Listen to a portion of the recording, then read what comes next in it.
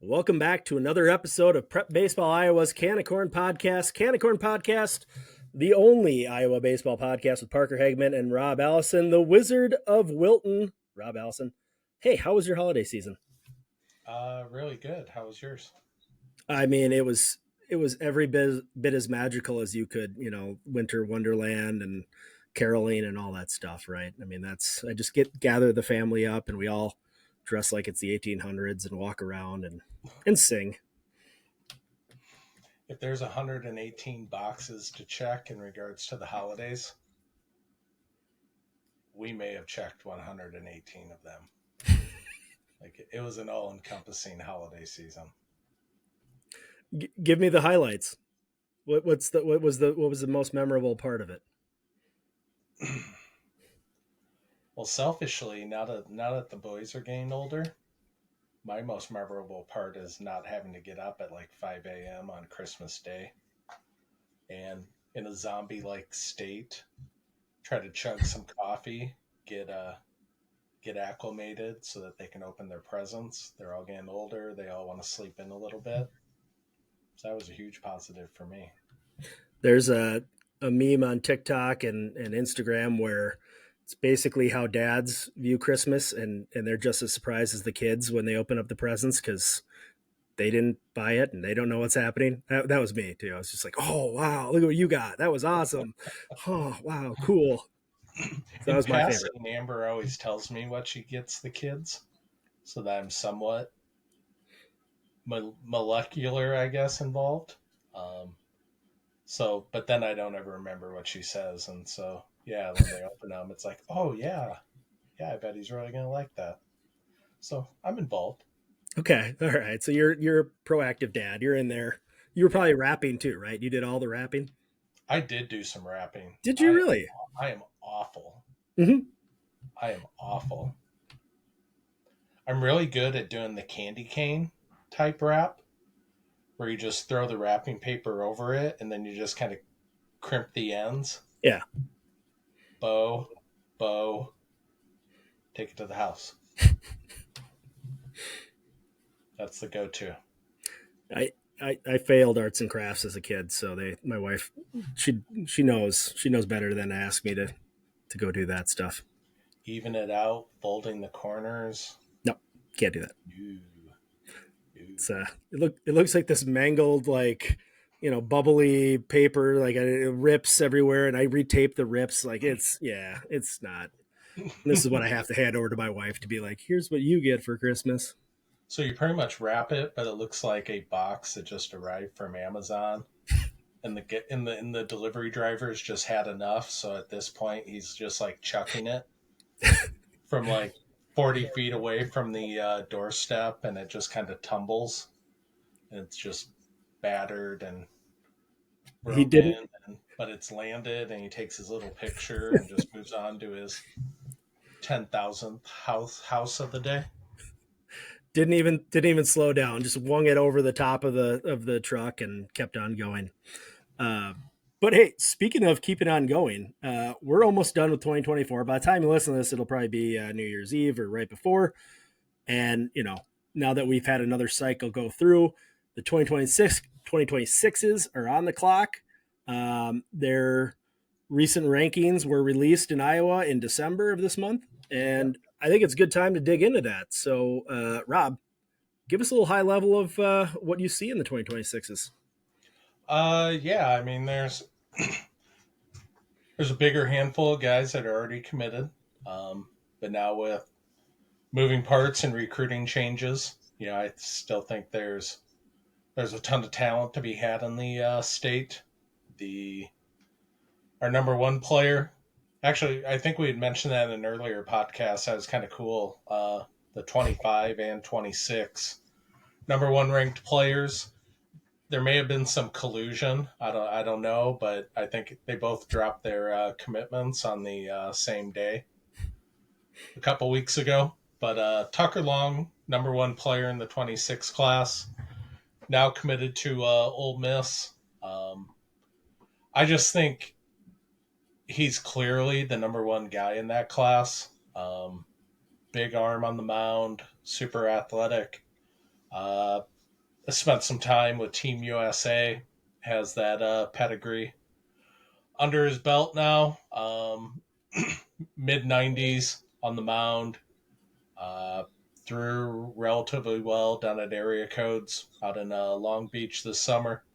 Um, I just think he reminds me a lot of you know, kind of go old school. He kind of reminds me a lot of Jeremy Hellickson, who is a big name out of the state of Hmm. Iowa.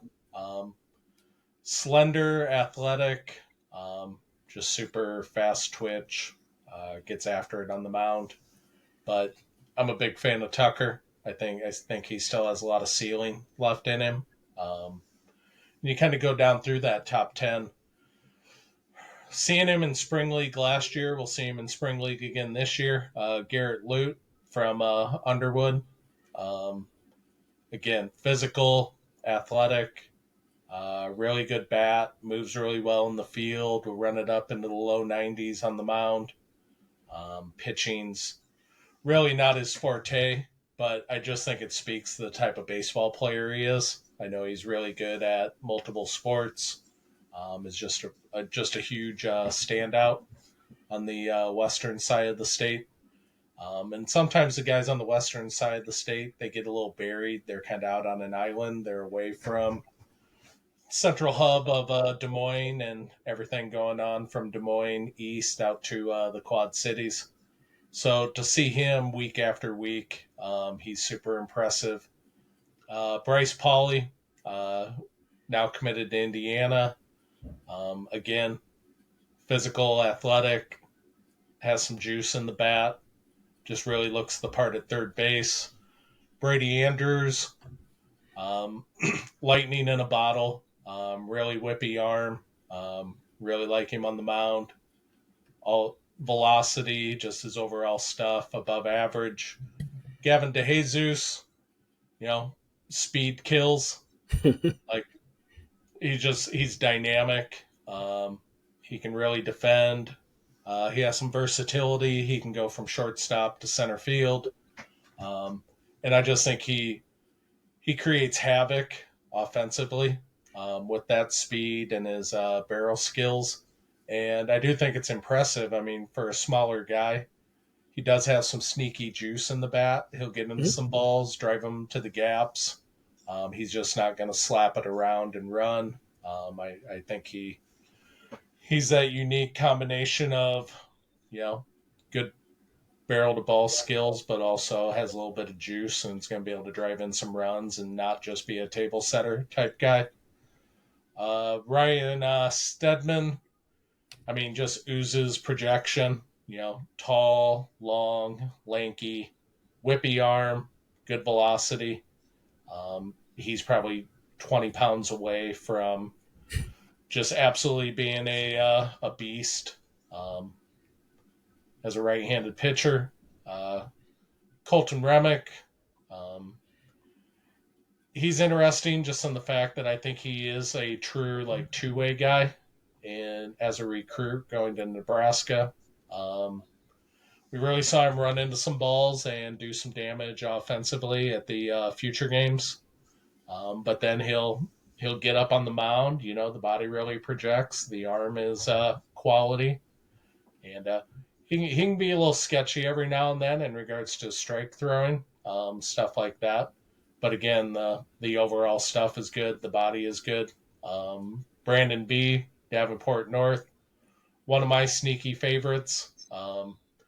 He's going to get knocked a little bit, just being a kind of that typical right uh, outfielder. Um, but just the way he rotates, the juice in the bat, the overall athleticism, being able to hold it down in center field. Like I think he brings a lot to the table. Lincoln Dalton at 9, Pleasant Valley. For me, Lincoln Dalton is probably the best pitcher in the class. I really like the frame. I mean, it's a workhorse frame. He's all of 6'4", 200 plus pounds. He's going to be big, strong, durable, and I just the velocity right now mostly has been mid upper 80s. but I think he's the one guy out of the group that you kind of know what you're going to get out of him every time. He's going to bring three pitches to the mix. He can pitch guys backwards. He's just going to fill it up like crazy. And I think the velocity is going to continue to build as he continues to build physically and just matures and keeps working on his craft. And then we had then Colton Arndt. Colton Arndt is a little bit of a in the weeds guy. We've seen him a few different times, but Ankeny Centennial committed to University of St. Thomas. Um, it's just pure arm strength. Like he's stout, he's built really well. Um, Kind of a thicker bodied, maybe 6 foot, 6'1", but just pure arm strength. Like he's one guy that I could see kind of the closer mo later on. He just the shoulder strength, the arm strength is well above average. It can be a heavy ball at times, and it gets on guys really well. But that's our top 10. Those are the guys.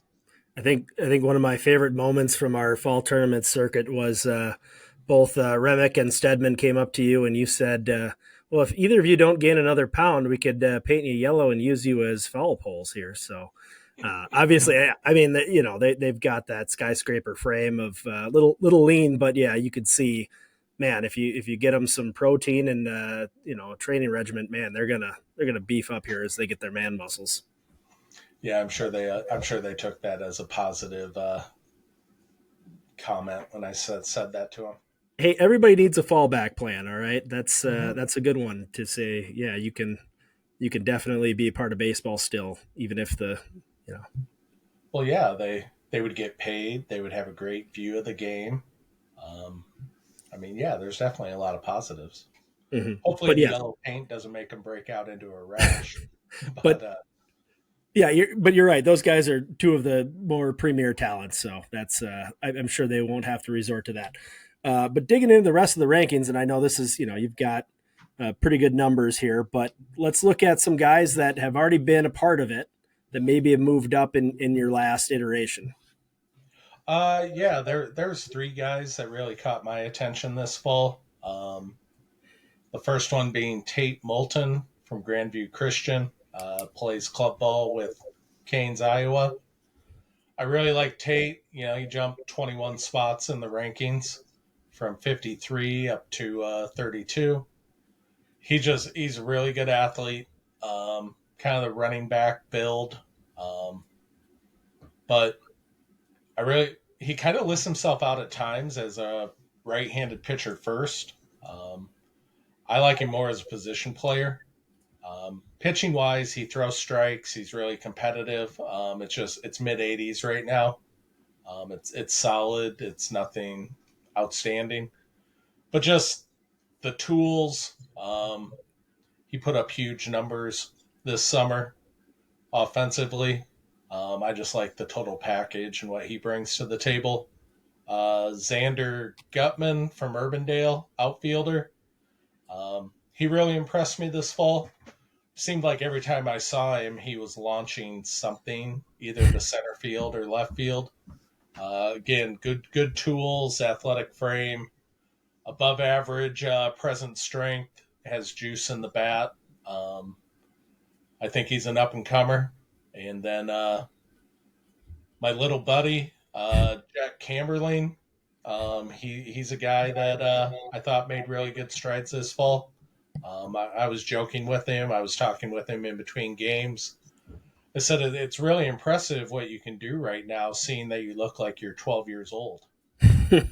If you ever, Yeah. if if you ever if you ever gravitate into the being a teenager, like it's going to be really outstanding because he is. Mhm. He is probably at least 4 years from mixing in a shave. Baby face kid, smaller frame, super skinny. But the arm just works. The arm works. He'll run it up into the upper 80s. Um, Good live stuff. And no, even though I like to give him a hard time, I'm a big fan of Jack Camberling. Well, those are good names. Yeah, we definitely get to see all three of those in the fall circuit. But now let's pivot a little bit. Is there any newcomers, fresh faces to the list that caught your attention and added to the rankings? Yeah, I think there's some guys. I think there's a lot to be had in this 26 class. I think guys are still developing. I think there's a lot of guys that are still figuring things out.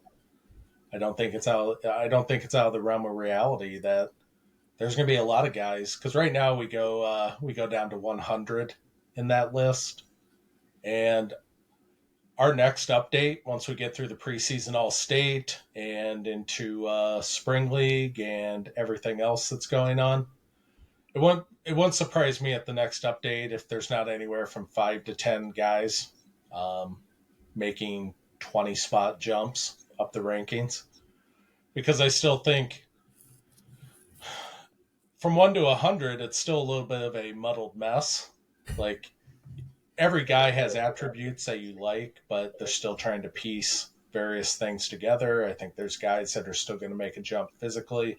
I think there's guys that are still going to make jumps from a data perspective. And then you couple in just how they play the game and how they perform on the field. So I could see a ton of movement through this class as we continue forward. But kind of three guys maybe under the radar down the list a little bit that I really like. I don't think it's a reach, but for whatever reason, Carson Streeter really appeals to me. Um, Sorry if I butcher the high school, South Winneshek.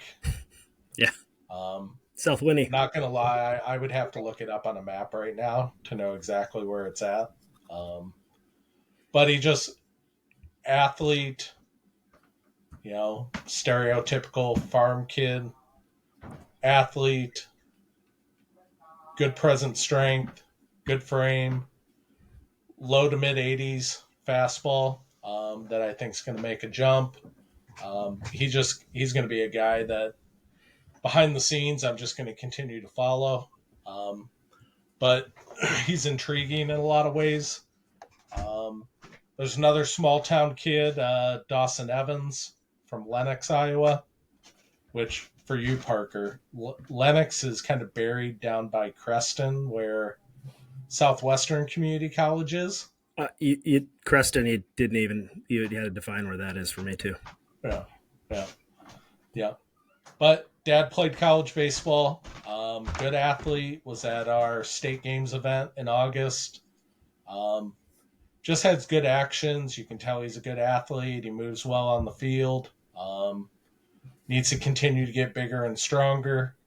The That's kind of the double-edged sword of being a small town kid, being a multi-sport athlete. You get pulled in so many different directions. But I think once he gets the time to put all of his efforts into just baseball, I think he's one of those guys that could make a huge jump in the future.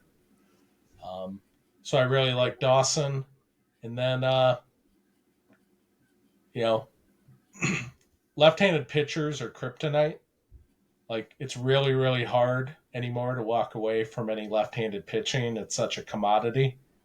But a guy that I think who just keeps making like incremental jumps is Oskaloosa's Linus Morrison.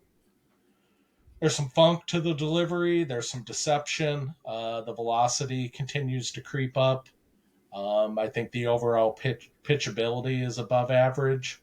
I think just with time, I think he's going to be a guy that keeps moving up the rankings and keeps creating some options and opportunities for himself. So yeah, I'm a big fan of Linus Morrison.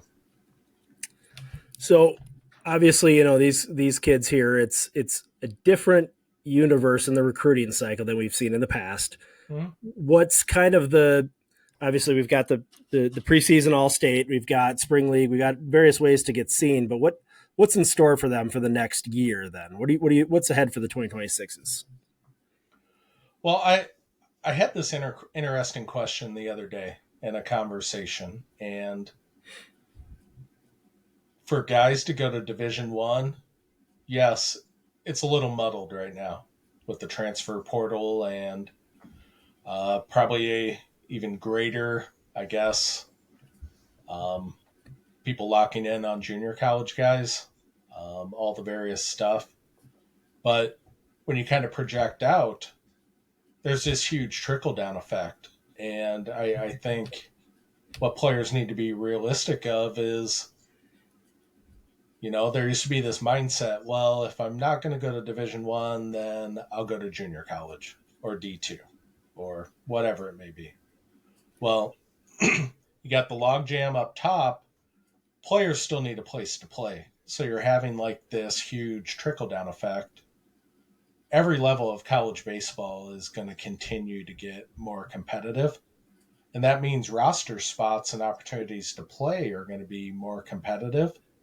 Um, and that I think that's the value, or one of the values that we bring to the table is, okay, I'm not going to Division One, but now I need to make sure that people are readily aware of who I am, because I need to have my guns loaded. I need to be ready to go, because I'm just not going to walk into a junior college and get a spot, or I'm not going to walk into whatever school and get a spot. Like, I think it's even ramped up the just overall competitiveness of getting onto a college baseball program and getting out on the field.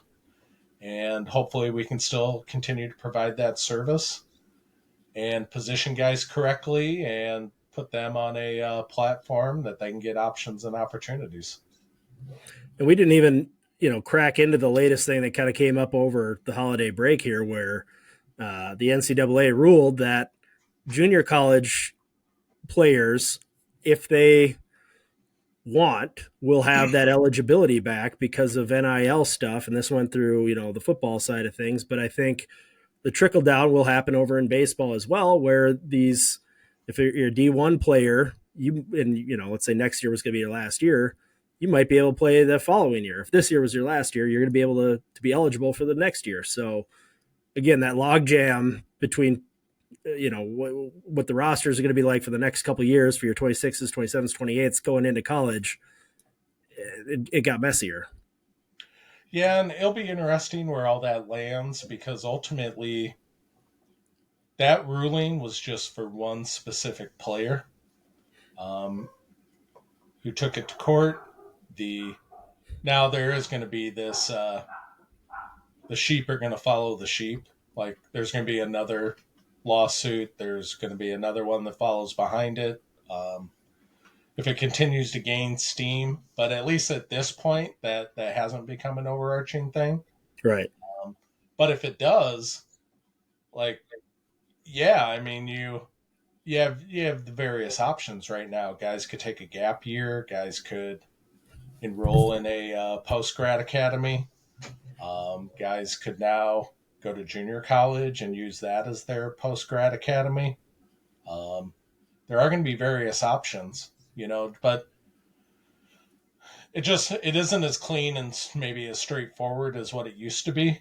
But that doesn't mean it's eliminated options for guys to take advantage of, to ultimately try to put them into a position that they want to be in and at the type of school they want to be at. And obviously, there's a lot to sort out, like you're saying, with the rules. But I was having a conversation with people up in Minnesota here, and as you know, we are the state of hockey. So I'm gonna turn this into a hockey conversation for a minute. So if you just want to tune out, Rob, for a second, and I'll come back to you. But no, but like in Minnesota, a lot of these hockey players will go play juniors, right, which is an in between high school and college, but it's not necessarily like a JUCO, like a baseball program where you're getting college credits. You're just there to get 2 years of development before you choose your 4 year home or whatever it is. But do you see maybe that being a baseball route at some point too, where it's less about maybe the schooling because the eligibility doesn't matter, and more of just a 2 year development timeline? No, I could definitely see that. I'm super jealous, honestly. Like, just the different trials and tribulations that I had to deal with as a recruiter at the junior college level. And now with the landscape and how everything is kind of unfolded, and kind of where it all lands now. Like I don't think it's braggadocious. Like I would love to be a junior college recruiter right now, just because you have so many options of guys you can go after and different selling points, and being able to show why going to junior college could be a positive option. Um, so I think it's super interesting in all those ways. But yeah, and I think you don't lose sight. You can still go to you can go to junior college and you can still get a good education. Um, any educational format, it's going to be built around getting your prereqs out of the way, and then ultimately deciding what you want to major in and hopefully what you want to do the rest of your life once baseball's done and over with. And I guess one way I always equated it, like having those conversations, like you always brought up English Comp 1. English Comp 1 is a class that every single college student in the country is going to take. You go to junior college, it's a life skills class. You're learning how to present your ideas, write a paper, cite your sources, grammatically correct, all those things. I said the only difference at the end of the day is you go to junior college, there's some dipstick writing a 5-page paper on how to make the world's best peanut butter and jelly sandwich. You go to Harvard and you take English Comp 1, you got people in the class writing 5-page papers on topics that you and I have no idea what the hell in God's green earth they're talking about. But it's such an individualistic life skills class that it really doesn't matter as long as you're learning those skills. Um, Being able to handle that course load from an individual perspective. Um, so I do. I think it makes a lot of sense too. You go to junior college, you get all your prereqs out of the way, be 2 years older, 2 years more mature, a lot better idea of what you want to do with the rest of your life after baseball. And maybe that eliminates the scenario of guys going to 4-year schools, claiming a major too early, deciding to change their path at some point, shoveling tens of thousands of dollars, flushing it down the drain because you've had a change of course, and maybe it makes things a little more seamless. A mass comm major seemed like such a good idea freshman year, but yeah, ultimately, yeah, there you go. I like that. But again, like to the point of just bringing it back to the 2026s, it's that, and especially the Iowa ones. You do have a lot of recruiting. You're on the clock, but the opportunities, the options are going to be wide open here for the next few years. No, absolutely. They guys are going to get what they deserve. They really are. It might not be in the form or fashion or time frame that they've kind of created in their mind as what their reality is. But I do think there's still going to be a lot of options and opportunities and things presented to them that are going to allow them to be successful and continue moving forward.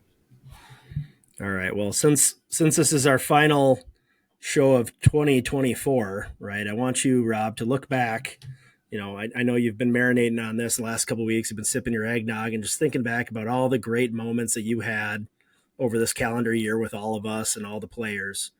Do you have one that stands out to you more than any other here this year? Yeah, I think here towards the end of the year, you and I, Andy Judkins, Pascal Paul, we were all able to get together and have a conference face to face.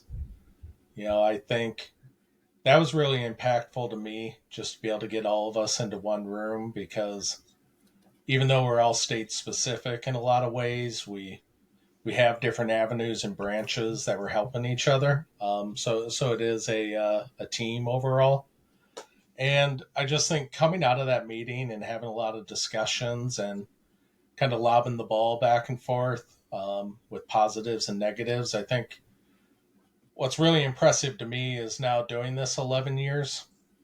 Um, I think we've really solidified ourselves in a lot of areas of baseball.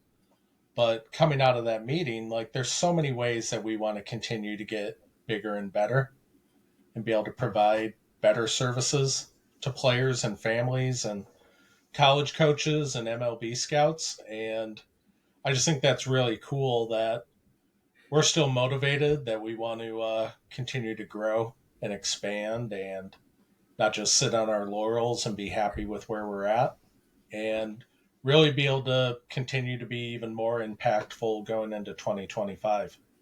So that was one of the highlights for me.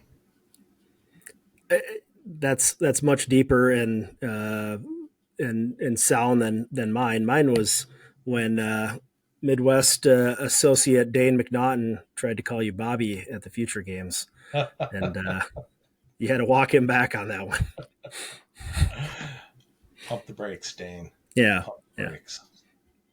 but absolutely. I mean, we're He's a good dude. Just got to pull on the reins a little bit. just know your role. Know your role, Dane. Yeah, yeah. I mean, I love the fact. I love the fact that he was getting comfortable, but sometimes you got to be comfortable being uncomfortable. So I had to remind him of that a little bit.